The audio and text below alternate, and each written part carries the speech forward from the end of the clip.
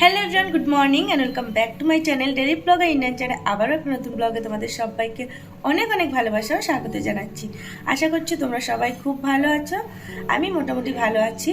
আর আজকে কিন্তু মর্নিংটা আমার একেবারেই গুড না। তার কারণ হলো কালকে সারা রাত একদমই ঘুম হয়নি। তোমরা জানোই যে আগের ব্লগে আমি বলেছিলাম যে আমার শরীরটা ভালো না। তো সেই কারণেই অ্যাকচুয়ালি কালকে ঘুমানোর পর থেকে এত পরিমাণে কাশি হয়েছে কি বলবো তোমাদের। মানে সেকেন্ডে সেকেন্ডে বলতে পারো, মানে প্রচণ্ড পরিমাণে কাশি হয়েছে, গলা ব্যথা হয়ে গেছে, বুকের খাঁচা এরকম ব্যথা হয়ে গেছে, মানে কাশতে কাশতে গলা চিড়ে গেছে। মানে এতটা কষ্ট হয়েছে কালকে তোমাদের কি বলবো। একটুখানি ঘুমাতে পারিনি, মানে দুটো চোখের পাতা একদমই সকাল মানে রাত্রে মানে এক করতে পারিনি, এরকম একটা অবস্থা। তো সকালবেলা বেসিক্যালি আমি উঠতে উঠতে 8টা সাড়ে 8টা এরকম বেজে যায়। তো তার আগে তোমাদের দাদাভাই যখন বেরিয়ে যায় তখন চাবি নেওয়ার জন্য উঠি আমি, তারপরে আবারও ঘুমিয়ে পড়ি, তারপরে ওই 4টা সাড়ে 8টা নাগাদ উঠে যাই। তো আজকে কি হয়েছে, মানে এমনি তো ঘুম হয়নি সারা রাত্রি, তা সকালবেলার দিকে মানে ভোরবেলার দিকেও ঘুমটা আসেনি, একদম মানে জেগেই ছিলাম আমি। তো তারপর তোমাদের দাদাভাই বেরিয়ে গেল, ও বললো যে ওঠো তাহলে চাবিটা নিয়ে নাও। তো আমি চাবিটা নিয়ে নিলাম, তারপরে না আর একদমই বিছনায় শুতে ইচ্ছা করছে না, মানে শরীরটার মধ্যে এত অস্বস্তি লাগছে, এত গরম লাগছে, আর তার মধ্যে তো কাশি হয়েই যাচ্ছে কি বলবো তোমাদের। তো ভাবলাম যে ঠিক আছে তাহলে আর ঘুমাবো না, মানে এখন থেকে মানে সমস্ত কাজকর্ম করা শুরু করে দিই। ঘুম তো হবে না, তার মধ্যে এতটা শরীরে অস্বস্তি লাগছে। তো সকালবেলা ঘুমের থেকে উঠে যথারীতি মানে মুখ ধুয়ে ফ্রেশ হয়ে ঘর তোর ঝাড় দিয়ে নিয়েছি, তারপরে থাইরয়েডের ওষুধ খেয়ে নিয়েছি। দেন এমনি তো সারা রাত্রি খুবই গরম লেগেছে, এসি চালিয়েছিল, চালানোতে আরও যেন আমার মানে কাশিটা আরও বেশি করে বেড়ে যাচ্ছিল, মানে আমি একদম দম নিতে পারছিলাম না, এরকম একটা মানে এরকম একটা ব্যাপার হয়ে গেছিলো। তো তারপরে তোমাদের দাদাভাই এসি বন্ধ করে দিল, টেবিল পাখাটা মানে চালিয়েছিল। তো সেটাতেও তো টেবিল পাখার হাওয়া লাগলেও না ওরকম কাশি হচ্ছিল। তো কিছু করার নেই, মেয়েটাও ঘেমে যাচ্ছিলো, এদিকে তোমাদের দাদাভাইয়েরও গরম লাগছিল। তো আমার দিকে পাখাটা সেরকমটা ঘোরানো ছিল না, তবুও যতটা হাওয়া লাগছিল তাতে আমার খুব কাশি হচ্ছিল। তো যাই হোক, যেটা বলছিলাম যে সকালে উঠে সমস্ত কাজকর্ম সেরে নিয়েছি, ঘর দোর ঝাড় দিয়ে নিয়েছি, মুছে নিয়েছি, দেন স্নান করে এসেছি, আর ওদিকে গামলায় জামা কাপড়ও ভিজিয়ে রেখে এসেছি, ওটা পরে কেচে দেবো। তো স্নান করে ফ্রেশ হয়ে একবারে রান্নাঘরে চলে এসেছি। আর তার আগে তো এখানে টুকিটাকি বাসি কাজকর্ম যতটুকু করার করে গেছি, কিছুটা বাসনপত্র মেজে নিয়েছি, রান্নাঘর পরিষ্কার করে নিয়েছি। আর ঠাকুরটা আমি দিইনি, ঠাকুরের জায়গাটা পরিষ্কার করে রেখেছি, কিন্তু ঠাকুরটা পরে দেবো। তার কারণ হলো এখন যদি আমি ঠাকুর দিতে যাই তাহলে মাম্মা ওই যখন ঘন্টা বাজাবো শঙ্খ মানে ফু দেবো তখনই না মাম্মা কী হবে, উঠে যাবে, আর আমার কোনো কাজ হবে না। সেই কারণেই ভেবে দেখলাম যে এমনিতেও তো আর একবার ফ্রেশ হতেই হবে, আর একবার স্নান করতেই হবে, তো তখন একবারেই আমি পুজোটা দিয়ে দেবো। সেই কারণেই আর পুজোটা দেওয়া হয়নি। তো ঠাকুরঘরটা পরিষ্কার করে রেখেছি, যেহেতু সমস্ত ঘর তোর পরিষ্কার করে নিয়েছি, তো ঠাকুরের জায়গাটাও তো পরিষ্কার করা উচিত, তো করে নিয়েছি ওটা। আর এখন চলে এসেছি আমি একটু চা খাবো, কারণ এতক্ষণ ধরে না একদম মানে কি বলবো, শরীরটা একদম ভালো লাগছে না, কেমন একটা ম্যাচ ম্যাচ মতো করছে মানে গা হাত পাগুলো। তো স্নান দান করে তো চলে এসেছি, আর তার আগে মামার জন্য ওই চাল ডালটা একটু ধুয়ে ভিজিয়ে রেখে গেছিলাম, কারণ ওর জন্য খাবারটা করতে হবে। তো মাম্মার আবার ভোর রাতের দিকে যেন গাটা গরম হচ্ছিল, তো ওরকম কেন হচ্ছে কি জানি, বারবার গা গরম হচ্ছে, আবার ঠিক হয়ে যাচ্ছে, ঘেমে যাচ্ছে, মানে এই করে করে মেয়েটারও মানে চোখ মুখের দিকে তাকানো যাচ্ছে না, এতটা ওর মানে শরীর খারাপ হয়ে গেছে, মানে কি জানি কার নজর লেগে গেল। আর দিব্যি ভালো ছিলাম, মানে কি বলবো, ভালো আছি ভালো আছি বলতে বলতে না এমন নজর লেগে যায় যে আর ভালো থাকা যাচ্ছে না। যাই হোক, তো এখন একটু চা করব, চা করে খাবো, তারপরে সমস্ত কাজকর্ম মানে রান্নাবান্নার দিকে মানে এগোবো। আর আজকে তাড়াতাড়ি করে রান্নাবান্নাটা করে নেবো, একদমই ভালো লাগছে না, যত তাড়াতাড়ি রান্নাবান্না করে মানে এখান থেকে যাওয়া যায় তত যেন মঙ্গল, মানে রান্নাবান্নাটাই হলো একটা বড় কাজ জানো তো। আর স্নানটা তো করে নিয়েছি, তবে আর একবার ফ্রেশ হতে হবে। আর সকালবেলা না এত রোদ্দুর দিচ্ছিল তোমাদের কি বলবো, তখন ওই যে 6টা মতো বাজে, তোমাদের দাদাভাই তখন বেরিয়ে গেল, সেই সময় এত রোদ্দুর দিচ্ছে মনে হচ্ছে যেন 8:30 9টা বেজে গেছে। তারপরে এখন পুরো মানে ওয়েদারটা মেঘলা হয়ে রয়েছে, আরও বেশি গরম লাগছে। তো যাই হোক, মাম্মা ওদিকে ঘুমাচ্ছে আর আমি চাটা করে নিই, আর তোমরা সঙ্গে থাকো, তোমাদের সাথে আবারও কথা হচ্ছে।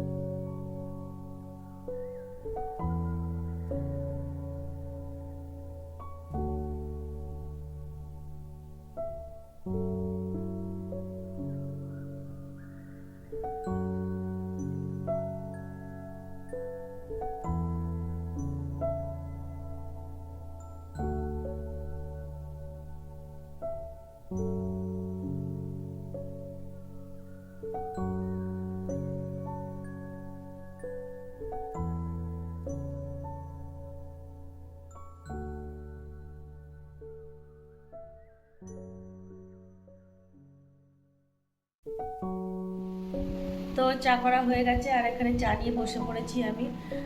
আর এখানে দেখো দুটো বিস্কিট নিয়েছি। আর বেসিক্যালি আমি যদি চা মানে খেতে বসি পুরো বিস্কুটের কৌটোটা ধরে নিয়েই বসি। তবে আজকে মেইন মোটিভটা হলো চা খাওয়া, কারণ বিস্কিট খেতে একদম ইচ্ছা করছে না। তবে শুধু মুখে চা খাবো সেই কারণে মানে দুটো বিস্কিট নিয়ে নিলাম। তো মাম্মা ওদিকে তো ঘুমাচ্ছে, আর মাম্মা ঘুমের থেকে ওঠার আগে ওর জন্য খাবারটা করব। তো চাটা খেয়ে গিয়ে তারপর ওর জন্য মানে রান্নাটা বসাবো। আর মানে মাম্মা ওঠার আগেই অ্যাকচুয়ালি করে নেওয়াটাই ভালো। তার কারণ কি জানো তো, প্রথম কথা উঠেও খেতে পারবে, আর দ্বিতীয়ত ও যদি জেগে থাকে তখন যদি প্রেশার কুকারে ওর খাবারটা আমি বসাই তো ও মানে চিৎকার শুরু করে দেবে। তার কারণ হলো প্রেশার কুকারে সিটি পড়ে, তো ওই সিটিটা ও ভয় পায়। মানে ছোটোবেলার থেকে অ্যাকচুয়ালি ওকে বলতাম যে সিটি আসবে এরকম একটা ভয় দেখাতাম, তো ওটাই ও ভয় পায় এখনও। মানে যদি প্রেশার কুকার বসানো হয়েছে গ্যাসের উপর তাহলে ও চিৎকার শুরু করে দেবে যতক্ষণ না অবধি আমি গ্যাসটাকে বন্ধ করব। মানে বন্ধ করলে আবার বোঝে যে গ্যাস বন্ধ করে দিচ্ছি, তাহলে সিটি পড়বে না, এরকম একটা ও মানে বোঝে। তো বলবে মন্দ করে দে, মন্দ করে দে, মানে বন্ধটা আর বলতে পারে না, মন্দ মন্দ করে দে। এবার ওই তখন বন্ধ করে দিতে হয় অ্যাকচুয়ালি। তখন মানে রান্নার তাড়া থাকলেও আমার ওর চিৎকারে, মানে ওকে যদি আমি কোলেও নিয়ে নিই না তাও জানো না, তাও চিৎকার করবে, মানে যতক্ষণ না অবধি আমি গ্যাসটা বন্ধ করবো ততক্ষণ অবধি চিৎকার করে মানে করতে থাকবে। তো ও ওঠার আগে অ্যাকচুয়ালি করে নিলে তার মানে এইদিকে একটা শান্তি হবে যে ও কান্নাকাটি করবে না, আমার রান্নাটাও হয়ে যাবে। আর চাটা খেয়ে আমার জন্য খাবারটা বসাবো। তারপরে আমার আরও একটা কাজ আছে, তার কারণ হলো মানে মাসকাবারি সদাই মানে সমস্ত কিছু বাড়ন্ত ঘরে, মানে ওই মুদি মালটা বলতে পারো, আদারওয়াইজ সব কিছুই আছে, শুধু মুদি মশলাগুলোই আনতে হবে। তো ওই বিস্কিট, তারপরে নুন হলুদ এই সমস্ত কিছু, তো সেগুলোর একটা লিস্ট করতে হবে যা যা লাগবে। তোমার দাদাভাই বলেছে লিস্ট করে রাখতে, যে আমাকে দিয়ে দেবো, আমি তাহলে দোকানে দিয়ে আসবো, আমাকে সমস্ত কিছু মানে রেডি করে দেবে, আমি গিয়ে নিয়ে আসবো। অ্যাকচুয়ালি ওর তো সবসময় সময় হয় না ওইভাবে একটা একটা করে মানে বলবেই করবে, মানে সময় হয়ে ওঠে না। তো আমি লিস্ট করে দিলে ওটা ও দোকানে দিয়ে আসলে অসুবিধা হয়। তো যাই হোক, চাটা খেয়ে মামার জন্য খাবারটা বসিয়ে সেই কাজটা আবার করতে হবে। তারপরে দেখি রান্নাবান্না কী করা যায়। আর তার মধ্যে আবার নোংরার গাড়ি আসলে সেই নোংরাটাও দিতে যেতে হবে। মানে এই হলো আর এক জ্বালা। মানে নিচে থাকে তাহলে একটা ব্যাপার থাকে, কী হয় বলো তো, মানে নিচে যদি থাকতাম তাহলে ওই গাড়ি যখন আসতো তখনই বেরিয়ে দিয়ে দিতাম, অসুবিধা হতো না। আর এখন উপরে মানে থাকাতে কি হয়, মানে এখন বলে না, আমি তো বরাবরই উপরেই মানে এই উপরতলাতেই থাকি। তো যাই হোক, যেটা বলছিলাম যে নিচে রেখে আসলে না ওই মানে গেটটা যেহেতু আমাদের লক করা থাকে, তো ভিতরে রাখলে গেটের ভিতরে মানে নোংরার যে কাকুটা উনি নিয়ে যায়, কিন্তু যেহেতু আমাদের গেট লক করা থাকে তো উনি কী করে নেবে। আর বাইরে রাখলে কি হচ্ছে, কুকুরে পুরো একদম ছড়িয়ে ছিটিয়ে দেবে, আর তারপরে আবার ওগুলো পরিষ্কার করে আবার স্নান দান করতে হবে, মানে ওগুলো এক্সট্রা কাজ। স্নান দান করা তো পরের কথা, মানে ওগুলো মানে করতে যাবো যেগুলো পরিষ্কার সেই সময়টুকু আমি তো পাবো না, মাম্মা এখানে ঘরে একা থাকে। তো সেই কারণে যখন আসে তখন দিতে যেতে হয়। অনেক সময় কী হয়, যেতে পারি না, দুদিনের নোংরা থেকে যায়, কারণ মাম্মা ঘুমায়, ও ঘুমায় না অ্যাকচুয়ালি, ঘুমালে যাওয়া যায়, মানে সবসময় তো মাম্মা ঘুমায় না, যে যদি জেগে থাকে ওকে একা ঘরে রেখে যেতেও ভয় লাগে। রেখে গেলে মানে যদি কোনো একটা বিপদ আপদ হয়ে যায় ভয় লাগে না, যেহেতু একা ঘরে। আর গিয়ে কিছুক্ষণ তো আমার দাঁড়াতে হবে, নিচে নামা, তারপরে গাড়িটা আর মধ্যে নোংরাটা দিয়ে বসেটা অতটা সময় সাপেক্ষ ব্যাপার। যাই হোক, ওইটুকুনি সময়ের মধ্যে যদিও আমি তো শুনতেও পাবো না নিচের থেকেও যদি কান্নাও করে। যাই হোক, এই কারণেই মানে কি বলবো, ও ঘুমিয়ে থাকলে আমি নোংরাটা দিয়ে আসতে পারি, এই একটা মানে স্বস্তি পাওয়া যায় যদি একটু ঘুমিয়ে থাকে। যাই হোক, চলো, চাটা ঠান্ডা হয়ে যাচ্ছে, গরম গরম চাটা খেয়ে নিই, তারপর তোমাদের সাথে আবারও কথা হবে।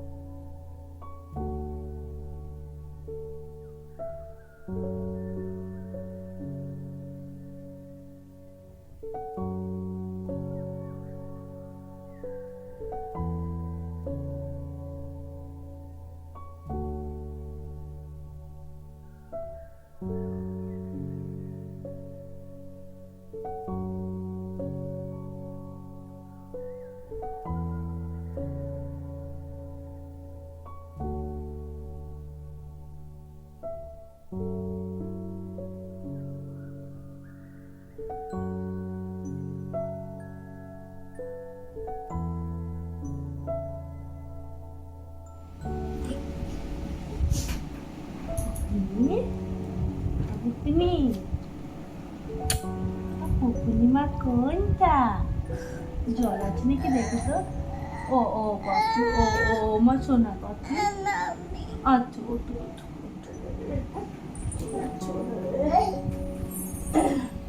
ছোনটাটা উঠে গেছে রে, আমার ছোনটাতে শরীর ভালো না।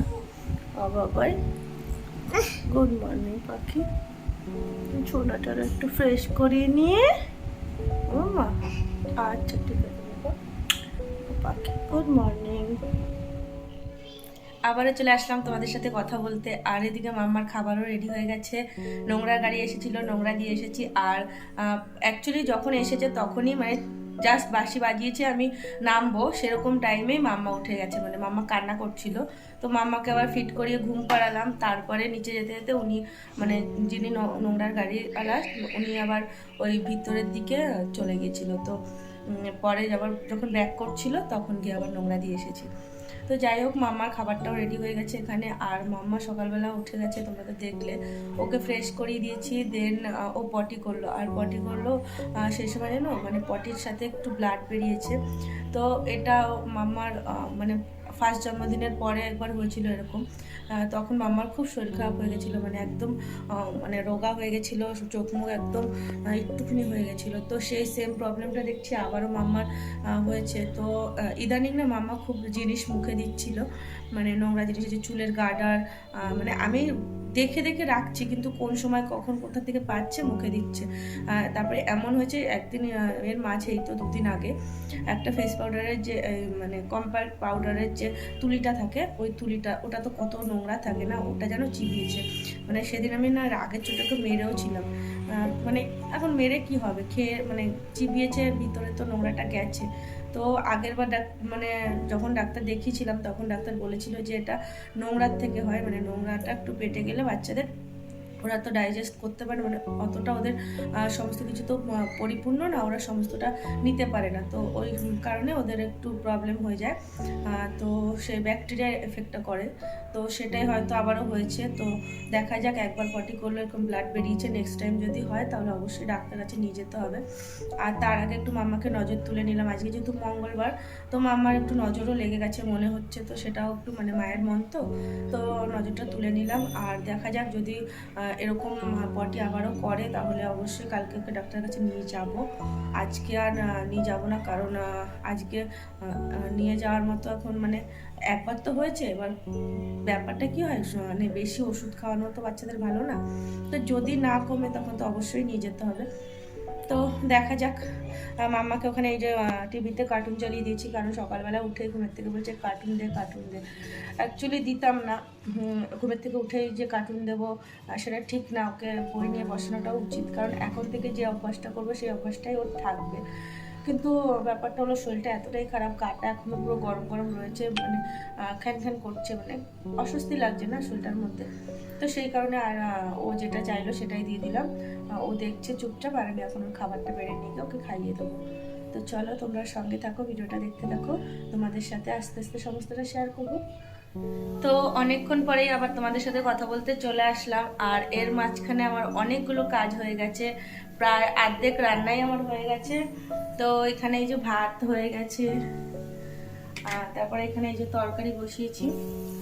তো এটা একটু ওই যে ভোলা মাছ ভেজেছি, এই যে 4 পিস, এই মাছটা দিয়ে ওই মানে টমেটো দিয়ে মানে একদম মাখা মাখা মতো একটা ঝোল হবে।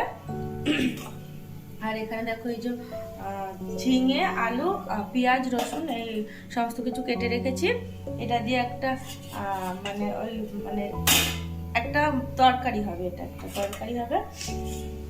তো মাম্মাকেও স্নান করানো হয়ে গেছে, তো এখন মাম্মাকে আবার একটু খাইয়ে দেবো। আর এখানে ও ভেন্ডি ভেজেছিলাম, তো এই যে ভাজাটা, তো অনেক কিছু হয়ে গেছে। আর মাম্মার পাপাও চলে এসেছে বাজার থেকে। তো এখন এই রান্নাগুলো কমপ্লিট হলে তারপরে খেতে দেবো। তারপরে আমি আবার তো স্নানে যাবো, একবার তো স্নান হয়েছে কিন্তু আরো একবার স্নান করব, তো তারপরে পুজোটা দেবো।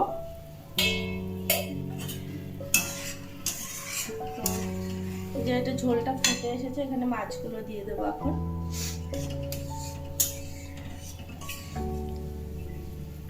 চলো তোমরা সঙ্গে থাকো, দেখতে থাকো।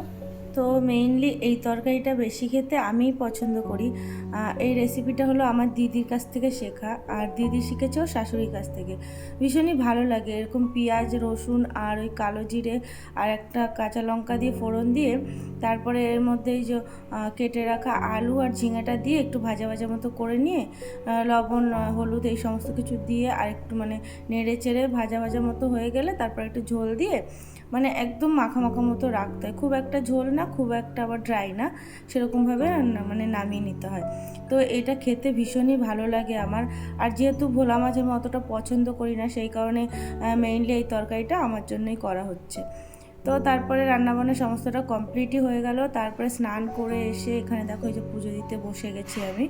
তো পুজোটা দেওয়া হয়ে গেলেই আমি যাব, মানে জামা কাপড়গুলো মেশিনে দেওয়া রয়েছে সেগুলোকে নিয়ে যাব মানে ছাদে মেলতে। তারপরে মাম্মাকে মানে ঘুম পাড়াতে হবে, তার আগে আমি খেয়ে নেব, তারপরে মাম্মাকে নিয়ে একবারে আমি শুয়ে পড়বো। তো রান্নাবান্না কমপ্লিট করে রান্নাঘর পরিষ্কার করে তোমাদের দাদাভাইকে খেতে দিয়ে দেন স্নান করে নিয়েছি, আর জামা কাপড়ও কাচা বাকি ছিল সেগুলোকে কেচে নিয়েছি। তবে যেহেতু রোদ্রে সেরকম একটা তাপ নেই সেই কারণে মেশিনে দিয়েছি একটু ড্রাই হওয়ার জন্য, হাতেই কেচে নিয়েছি। মানে ড্রাই হলে তারপরে ওটাকে মেলে দেবো। আর মাম্মা এখনও ঘুমায়নি, ওকে নিয়ে একবারেই শোবো। তো এখন পুজো দেওয়াও হয়ে গেছে আমার, দেন এখন খেয়ে নিলেই হয়ে যায়। তো সত্যি কথা বলতে চোখ দুটো ভেঙে আসছে ঘুমে, মানে জানোই যে তো বললামই যে সারা রাত্রে ঘুম হয়নি, তারপরে সকালে এতটা মানে সকালে উঠে গেছি, তো সেই কারণে প্রচণ্ড ঘুম পাচ্ছে। তো মাম্মাকে নিয়ে একবারে শুয়ে পড়বো, এখন একটু খেয়ে নেব, দেন মামাকে নিয়ে শুয়ে পড়বো। তো তার আগে জামা কাপড়গুলো মেলে দিয়ে আসবো, হয়ে গেছে প্রায় ড্রাই হয়ে গেছে, 2 মিনিটের মতো মানে বাকি রয়েছে। দেন ওগুলো বের করে মেলে দিয়ে আসবো, তারপরে মাম্মাকে মানে খেয়ে মাম্মাকে নিয়ে শুয়ে পড়বো। তো চলো ভিডিওটা আজকের মতো এখানেই শেষ করছি। ভিডিওটা তোমাদের কেমন লাগলো অবশ্যই কিন্তু কমেন্ট করে জানাবে, আর ভিডিওটা ভালো লাগলে অবশ্যই একটা লাইক করে দেবে। নতুন বন্ধুরা তোমরা প্লিজ আমার চ্যানেলটা সাবস্ক্রাইব করে চ্যানেলের পাশে থেকো। তো চলো আজকের মতো টাটা, সবাই সুস্থ থেকো, ভালো থেকো। আবারও চলে আসবো নতুন একটা ব্লগ নিয়ে তোমাদের সাথে শেয়ার করতে। তো সঙ্গে থেকো, পাশে থেকো।